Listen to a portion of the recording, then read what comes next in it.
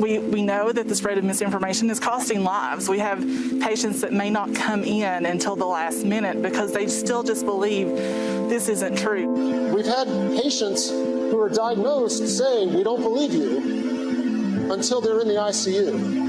And the nurse is they finally tell their nurse, okay, I believe it. Otherwise completely healthy 30-some-year-old will come into the ER and be short of breath and not understand why.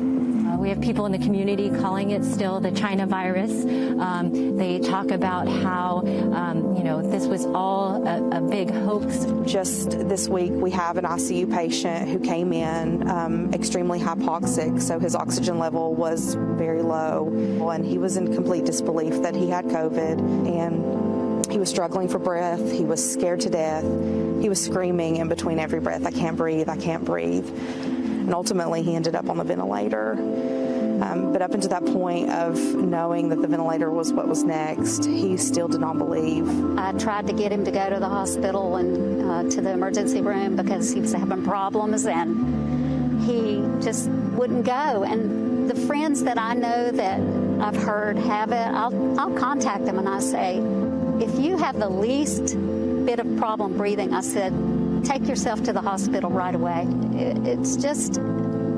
It's a real thing, and I want people to take it seriously. I don't want them to end up like me. I lost the love of my life. There's been a lot of misinformation, a lot of distrust. That's not just here. We're seeing it all over the country.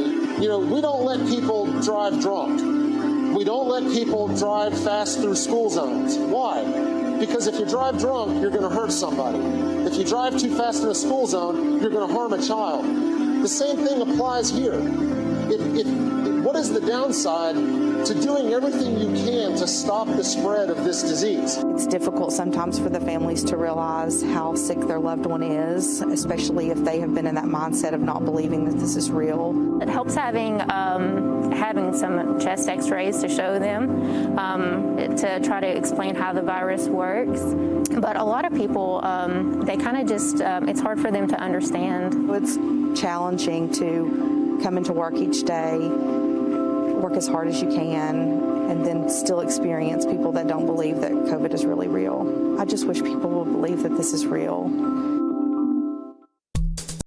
Hey, NBC News viewers, thanks for checking out our YouTube channel. Subscribe by clicking on that button down here, and click on any of the videos over here to watch the latest interviews, show highlights, and digital exclusives. Thanks for watching.